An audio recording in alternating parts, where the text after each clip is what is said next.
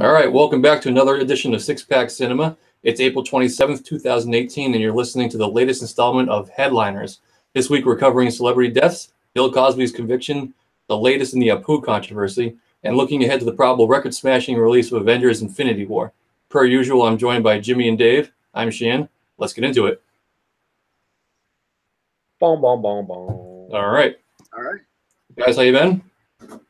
Been good. A little hectic in my life lately, but pretty good. How about y'all? Stupendous. I have music just blaring at me. What? From what? All right, clip that. Cool. All right, clap, clap, clap. Let's get into it. The big news this week has been celebrity deaths. The first one to go was Avicii, a.k.a. Tom Bergling. He's dead at 28. He was found dead. I thought it was found dead on someone's lawn. No, he was found dead in a town called Oman. That made it a little less interesting for me. But yeah, he was a great DJ. He got me into my my heavy kick of EDM back when I was coming out of college. It was a weird, wild time for Sheehan. Levels introduced everyone to EDM. Levels changed my life. Like EDM was its own niche, like music, until that song came out, and now it's in every club, every house party in college. It's still like constant rotation. Oh yeah. It's been in constant rotation in my office since we found out he died. I don't like EDM music at all, really, but Levels, what I would do back in college, like 2011 or 2010, whatever it was, songs that I did like, I would just Google that song, Levels mix, and just hope that someone had done that. And that was like how I liked EDM then. Nice. So backdoored it. And there was always a mix with Levels too. Mm-hmm. Yeah, it was. Yeah, you could most likely find it, and some of them are really shitty though. But what bothered me about that was the lyrics. It says, "Sometimes I get a feeling I've never had before," and it always kind of irked me. It's like, well, if you've never had that feeling, how do you sometimes get it? Makes you think. Makes you think. You know what It's talking music.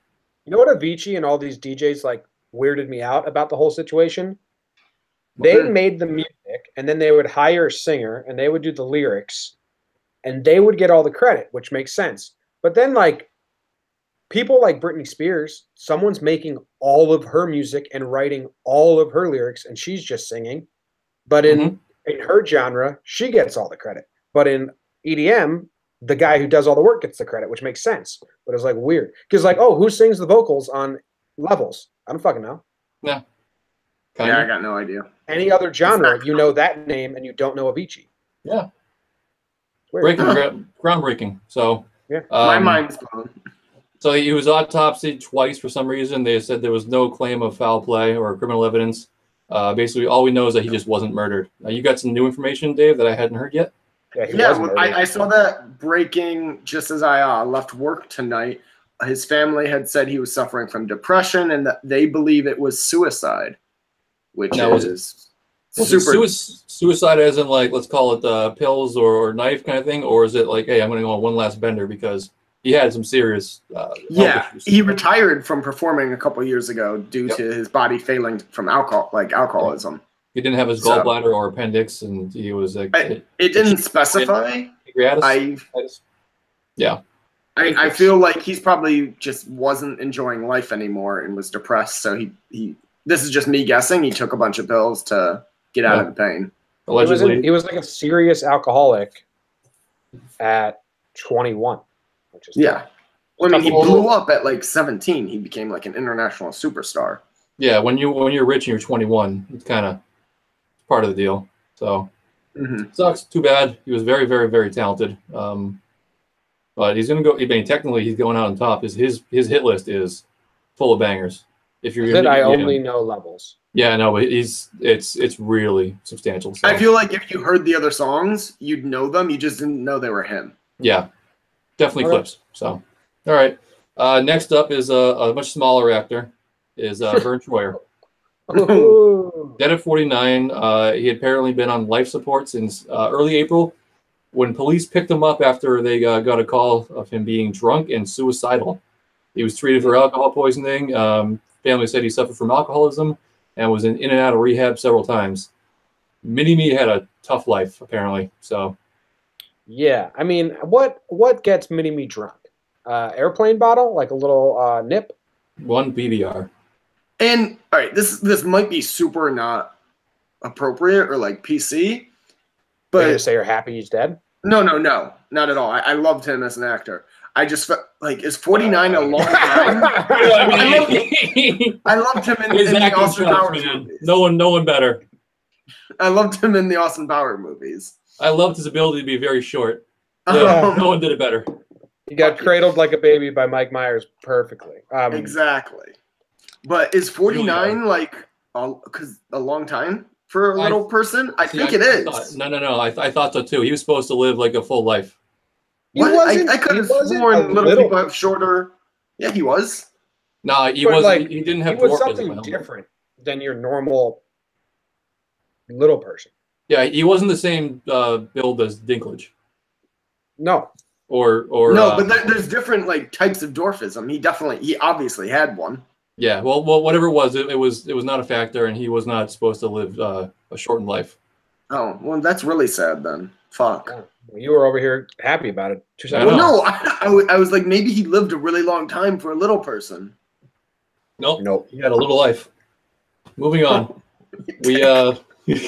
So, as we all know, there's a steadfast rule in Hollywood: people die in threes. So, who's your guess for the next person to go? Stan Lee. Oh, that was mine. Oh, really? Stan Lee was mine. He's getting his blood drained in some scheme that we talked about last week. He's old as hell. He's gone. He's gone. That's a cheap one. Yeah, I feel like especially everyone's been trying to take advantage of him. And there's been reports for like a year now that sometimes he seems really lucid at like conventions. Sometimes he doesn't seem like to know where he is. He's 95 years old. Of course. Exactly. I mean, he's old. He's dying. Mm-hmm. Yeah. We're just playing the odds. All right. Well, that's a solid, safe choice. Mine, I've had the same pick for about 6 years, and he's failed me every time. Bruno Mars. Why? Why? Do you see that man dance? That's by the help of a lot of cocaine. He is on a lot of drugs to do what he does in and out. I don't think he is. Isn't he one of those people who's like very like openly against drugs? No, he's not. Oh, I thought he was. So I mean, you have to have a pick, and that's just my constant pick. Well, it's not crazy to think a guy who is in music business and a solid gold dancer who loves to party is going to die soon. Yeah. All right. Good talk, guys. I don't know. I'm Googling Bruno Mars drugs. I'll get back to you. All right. Well, in the meantime. Oh, yeah. He got arrested for cocaine. Says sex is better on cocaine. No. Okay. Does that raise my rankings a little bit? A little bit. Sure. All right. I'll give you Stanley's better. Oh, yeah. Stanley definitely also does cocaine. I will give you that. Stanley's probably going to die before Bruno Mars. Whatever. All right. Moving on. CinemaCon. Have you heard of CinemaCon before? Is this a new thing? I have never heard of it before, but I see it everywhere in all the trades like the last couple weeks. Yeah, I think it's Sony started it because they were like, "Oh, Comic-Con's big. Let's do our own thing." And I think it's a brilliant idea. So Quentin Tarantino was there, and he was doing an interview with his cast or his crew for his new movie, Once Upon a Time in Hollywood. I'm over Tarantino as a person. I love his movies, but Tarantino is just a dick. His quote is about his movie. It's very hush-hush and top secret, but I can tell you that Once Upon a Time in Hollywood takes place in 1960 at the height of the counterculture hippie revolution and the height of new Hollywood. Street by street, block by block, we will transform Los Angeles into the Hollywood of 1969. Fuck him.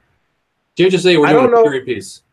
I don't know why you're upset with him. I'm so into this movie, and I'm so into the way he described it, and I'm also so into the title, which you said you didn't like. Yeah. Same. Oh, try to read an article with it, and every other sentence says "Once Upon a Time in Hollywood." It's its own sentence. It's just got me all convoluted.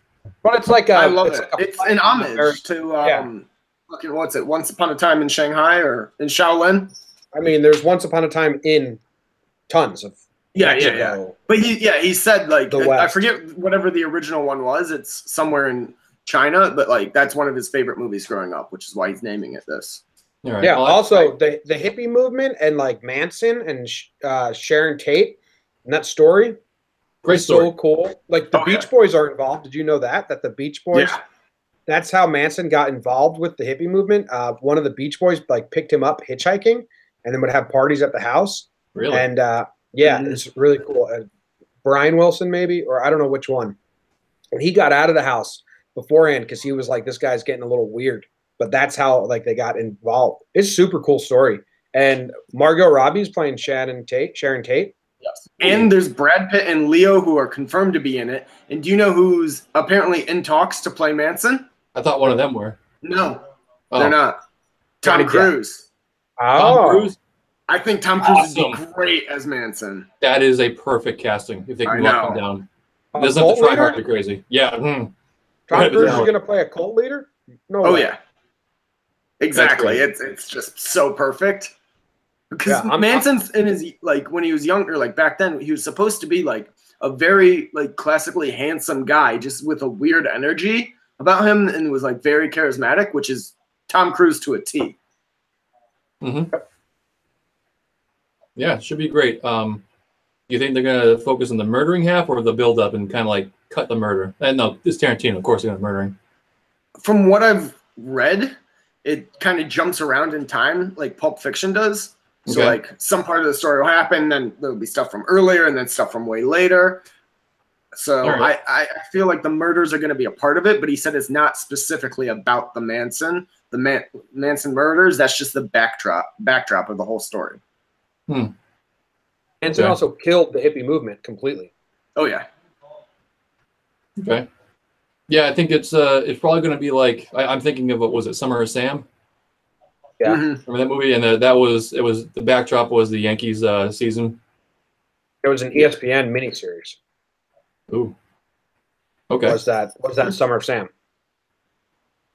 I'm talking about the movie though. Oh, well, they made an ESPN miniseries about Summer of Sam and the Yankees and shit like that. Yeah, that was good too.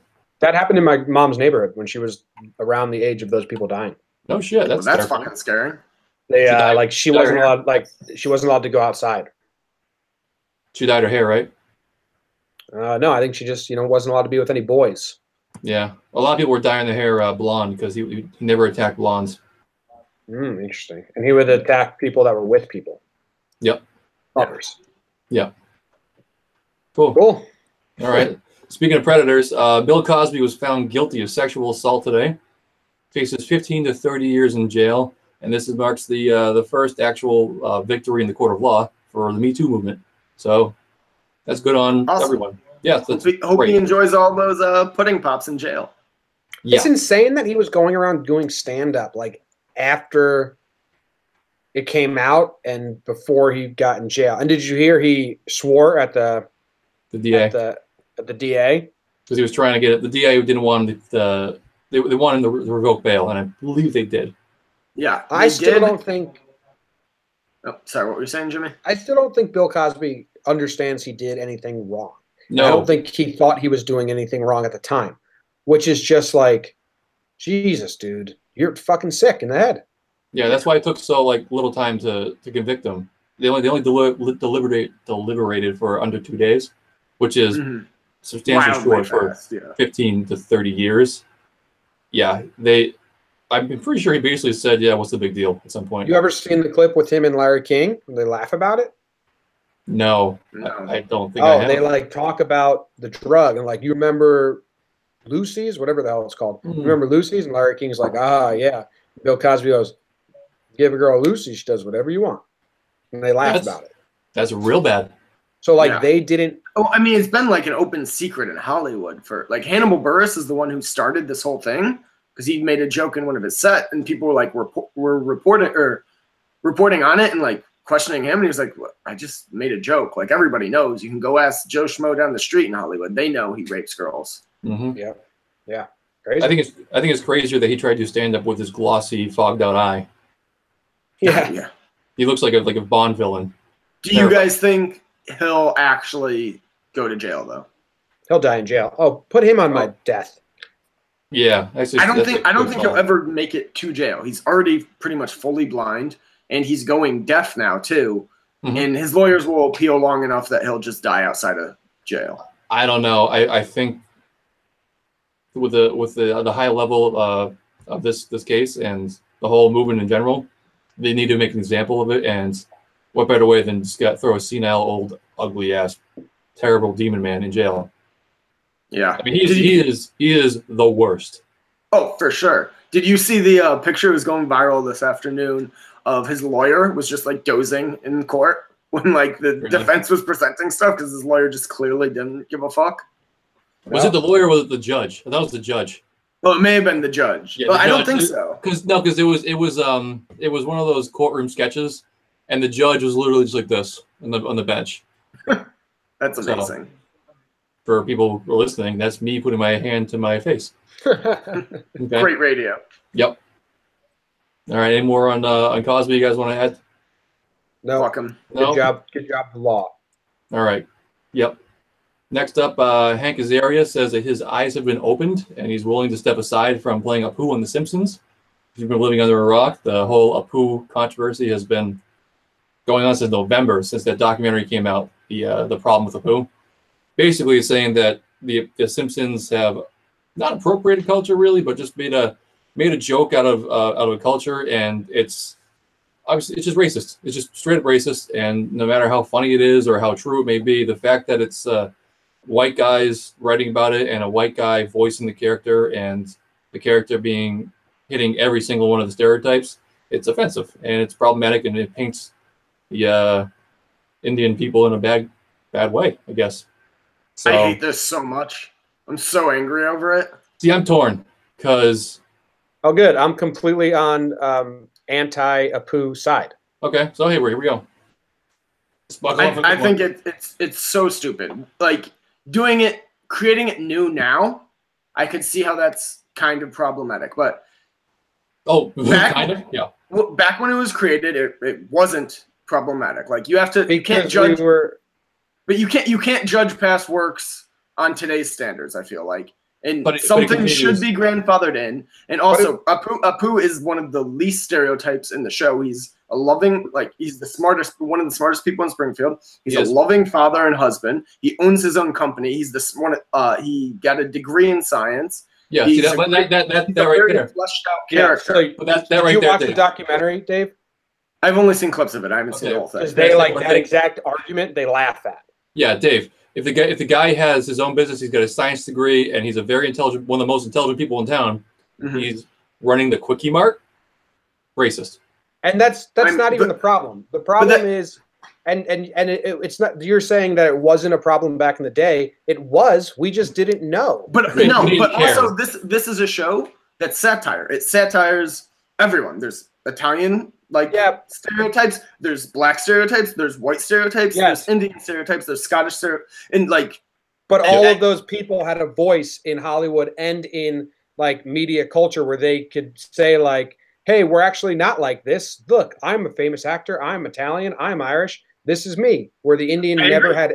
That's Hollywood's problem though, and that's not on The Simpsons, because The Simpsons decided to have a fleshed out better character who happened to be Indian.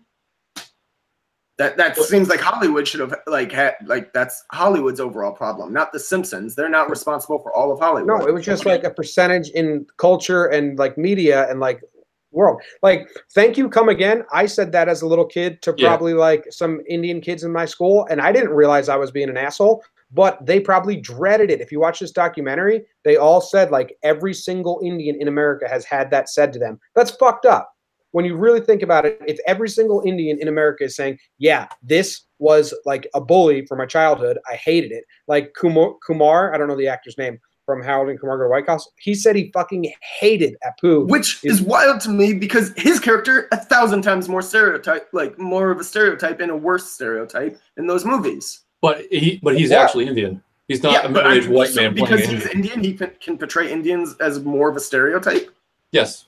Actually, yes. That's racism. I feel like that's just as racist. You either can make fun of something or you can't. It shouldn't. He didn't have a fake accent, and then all the Indian actors tell the story of how when they are in shows now and Hollywood wants them to play that stereotyped actor, they ask them to do the Apu accent because that's not even really an Indian accent that they have. They are doing a fake accent because Hank Azaria based his of a white guy doing a bad Indian accent from a past movie. So the whole thing is just based on misrepresentation. So sure, America was ignorant back then and it happened, but that doesn't mean it wasn't bad.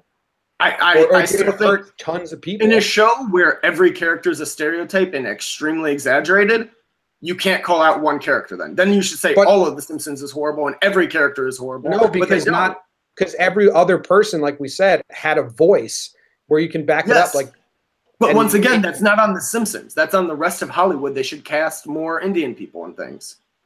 And they should have just like in life, dude, not in the Hollywood. I didn't know many Indian people in the U.S. So we were taking this really, really small minority that not a lot of people encountered in their day-to-day and blowing it up as a cartoon.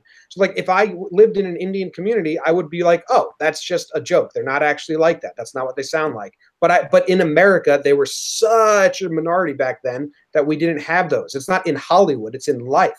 They were picking on this really small percentage the of people. clips I've seen have all said it was just because there wasn't representation in Hollywood. So I don't know about that, but I still feel like no, I watched the whole 50-minute documentary. That's even better for Indians than if they were such a minority that they were included equally along with all the other races. In a horrible light. But not horrible. He's one of the best characters. Oh my God. For them, it's in a horrible light. Yeah, but I mean, the people who seem to be upset about this, both of you need to breathe, okay? So, Dave, can I paint you a picture, okay? You got a schoolyard full of nice white young kids. No minorities whatsoever, okay? That sounds horrible. Okay?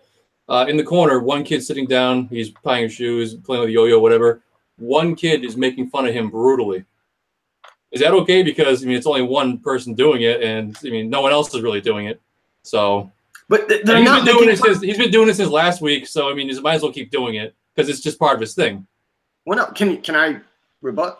Like, go ahead. The show's not making fun of him. Is my point? Is that he is one of the most stand-up and best characters on the show? Is some of it stereotype? Yes, the accent's exaggerated the same way Homer's alcoholism and he beats his children is exaggerated.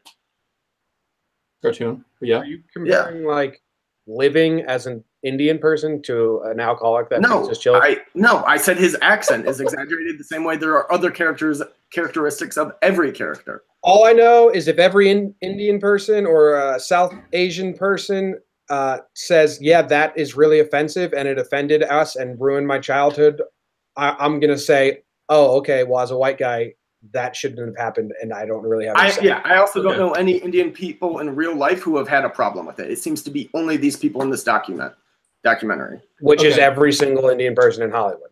Yeah, no, there's a good focus group, Dave. Like so we just talked about the leading up and the background and everything. Fine, let's cut that off there because we can go all day. Let's talk about going forward. What should they do? Because I think what they did with Lisa and the mom 2 weeks ago was real fucking bad. I think it was real tone deaf, but I love the move. Okay, so basically what happened was the mother was trying to read the book to the daughter, and she was saying like, well, I don't know, I'm trying to remove all the politically incorrect and the insensitive material, but I just come up with a very bland, not even a story. And then Lisa turns to the camera and says, what, it's like, sometimes people start off something with good intentions and they don't realize what they're doing bad, and it's it was okay and there was acclaim for it, but now it's changed and it's bad. Something like that. And I mean, yeah, but like the argument that, hey, this wasn't offensive 20 years ago, so you can't be offended by it now is so stupid because these people are saying it was offensive 20 years ago. You just didn't know about it because our voice wasn't big enough to reach you. They just finally noticed, or they finally got a big enough voice to... Yeah, I just don't have... But moving forward, I really liked what Hank Azaria said when he was on Colbert, and he seemed genuine. He said... I don't feel comfortable doing it anymore. He's like, I'm fine to transition it. Like maybe they write in the story that Apu goes back to his homeland and starts talking normal, and they give it to an actual Indian actor who does a normal Indian accent. Like that's what Hank Azaria kind of said. I don't watch The Simpsons anymore. I don't even know, but that seemed like a logical and easy solution. Very reasonable. Yeah, I could see that being a reasonable thing. I actually don't think he genuinely believes this. I think it's all PR because as recently as like in December, he was giving interviews being like, yeah, it's kind of bullshit, but like if they're offended, I'll stop. Well, he didn't watch the documentary. This is all afterwards. Yeah. I mean, the documentary is 2 years old, and he was saying this a couple months ago. Yeah, he didn't see it.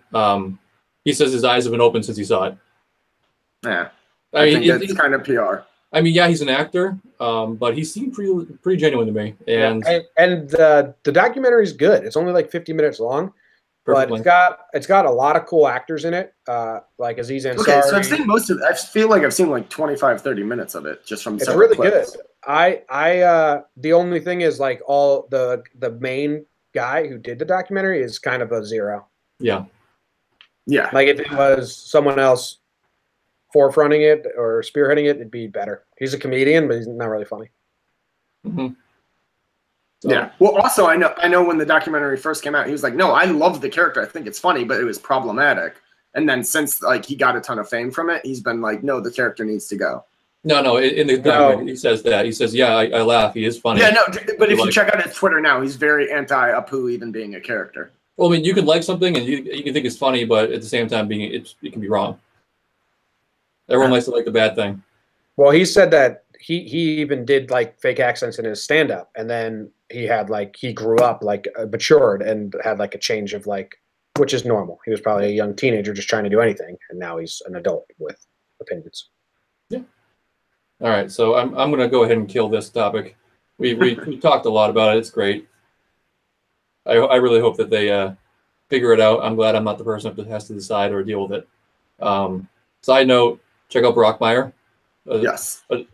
Azaria's I still got to finish the first season. Oh my God, it's great.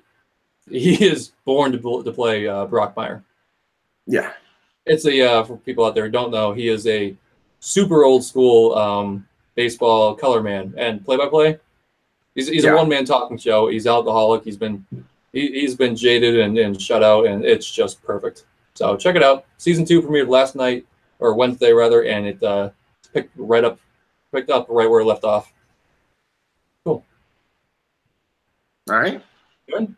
All right. So that's good. So that's done with the headlines. Let's talk about last week's box office. A Quiet Place crushed it again. $20.9 million in the weekend, up to 131.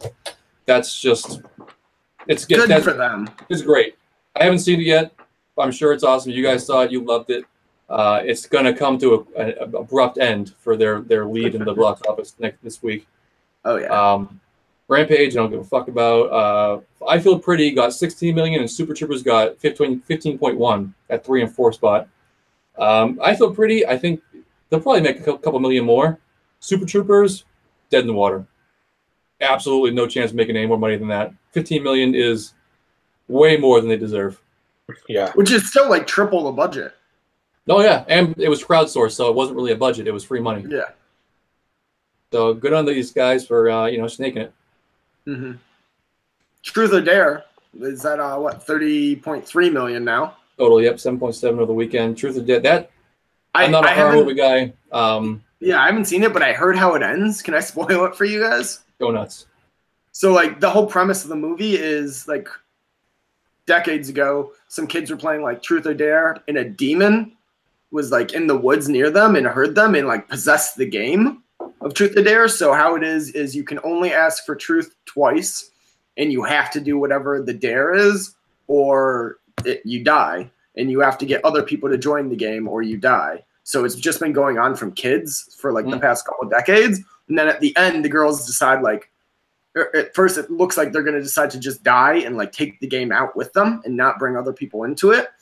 But instead they make a YouTube video that goes viral and infects like the whole world. Yeah. Which I like that. That's like a Cabin in the Woods type. That's like such like a fuck the like. That's The Ring basically with the VHS tape. Yeah, the VHS tape, or like the end of Cabin in the Woods where they're like, fuck it, we're not going to play your game. The world can just end. Yep. Oh, wow. So that sounds I like that twist. It's a little bit different. What got me was every time they're about to die or get hurt, like their face turned into like that guy from V from Vendetta. Yeah, that weird ass smile. Yeah, that really. The Guy Fawkes. I hated it. So, fuck that movie. Let's talk about trailers that just came out this week. What did you guys pick up to talk about? I got a great one for you guys this week. It's Woman Walks Ahead. Have you guys watched it? Yep. I have. I am so excited for this movie.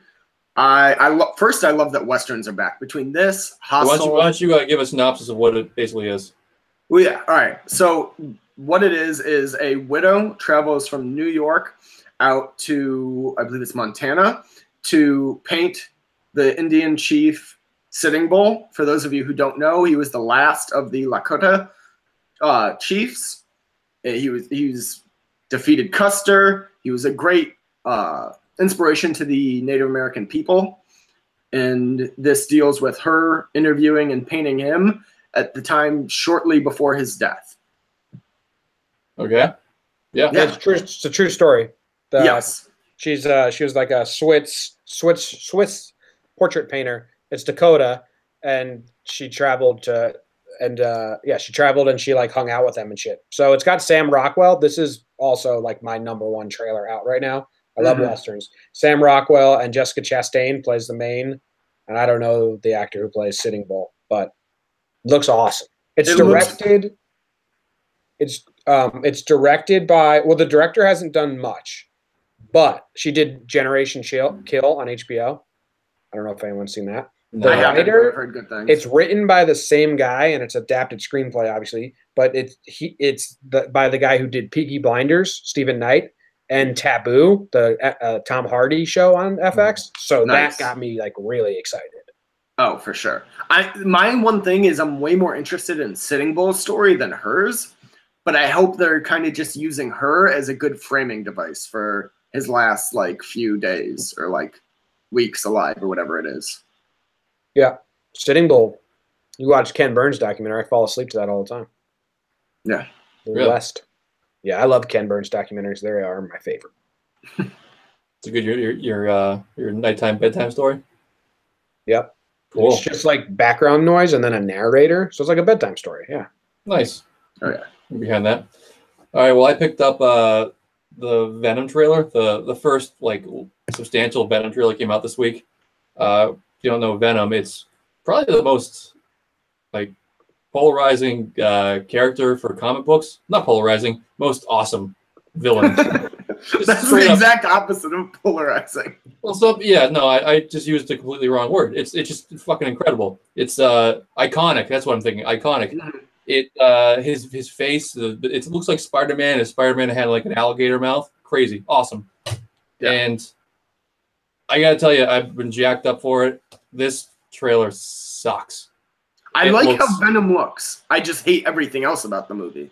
I don't like how Venom looks. It looks too bulky. I mean, Venom. I always thought of Venom as bulky. Yeah, I know. It just doesn't come off right. The proportions are just a little bit off. I don't know if it's just the early CG that they're just like pumping out because everyone's demanding it. I don't know.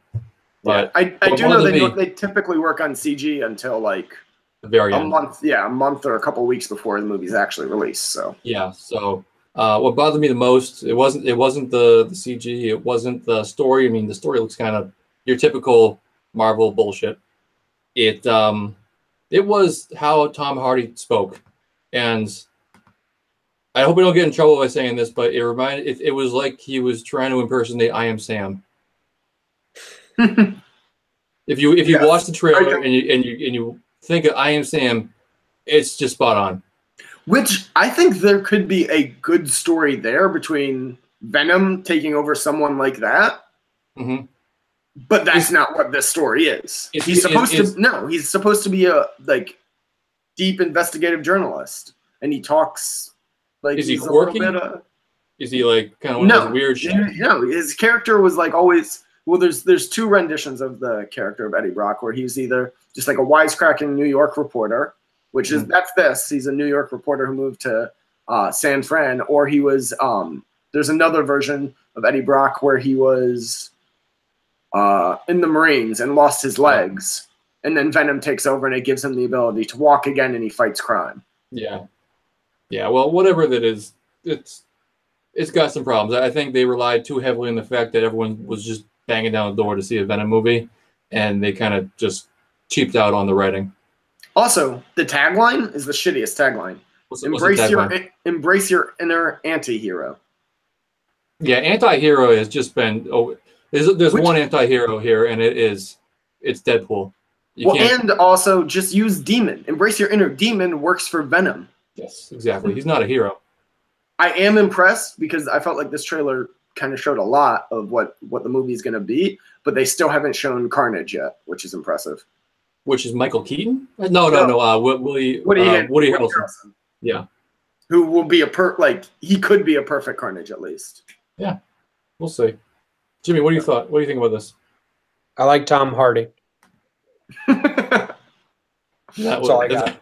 And that was Jimmy talking comics. All right, so that's we'll move on from trailers. Coming out this weekend is really only one movie because no one's dumb enough to come up against Avengers: Infinity War. I'm dying to see it. I know Dave is. I'm so pumped. I'm seeing it tomorrow night. Yeah, Jimmy's jacked up too. I know. I can see it in your eyes. Hell yeah. Can you imagine anyone being dumb enough to see anything else this weekend? Because the theaters were packed. They had to add a ton more showings because as of Monday, over 1,000 showings had already been sold out in major cities. They've added 3 o'clock and 4 o'clock showings to make up for it. People are still just banging them out entirely. They're projected to get $498 million in sales in the first weekend globally, which is monster numbers. That's just amazing. Stupid. Yeah, I mean, we all have Movie Pass. We love Movie Pass. Shout out, sponsor the pod. Mm-hmm. But I still bought tickets like a month ago to make sure I could see this. I go by myself, so I mean, you can find a single seat anywhere. The kids' movies are dead. The what? Think about movies we watched when we were little. They're dead. What? I have no idea what you mean.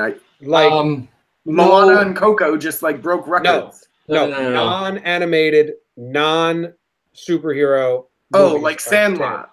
Like Sandlot, like Little Big League, like Green, like The Big Green, like wasn't there just Three Ninjas, Mighty Ducks. Ninjas. We just don't. We don't want to watch them.